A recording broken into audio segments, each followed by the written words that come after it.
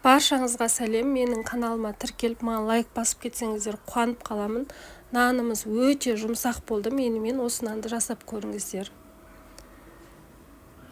Жылы сүтімізге жылы суымызды құйып, қантымызды, тұзымызды қосып араластырамыз.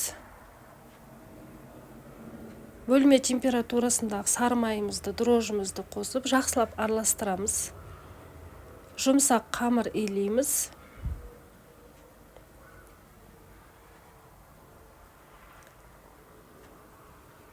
Қамырымыздың бетіне май жағып, 3-4 қайтара басып шығамыз. 2 сағатқа ашытуға қойып қоямыз. 2 сағатта нанымыз ашыды.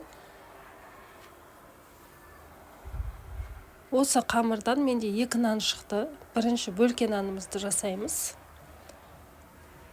Форманың іші қамырға толықтай толса, нанымыз әдемі болады. Батон нанымызды жасаймыз. Бетін майлап шығамыз.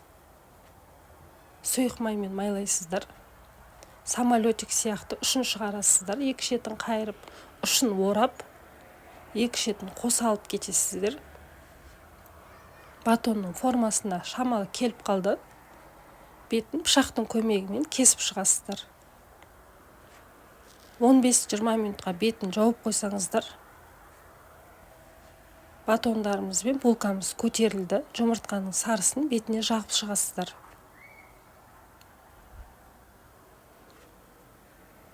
«180 градуста 15 минут пісіресіздер. Менде 20 минут тұрып қалғандықтан кішкене қызарыңқырап пісті.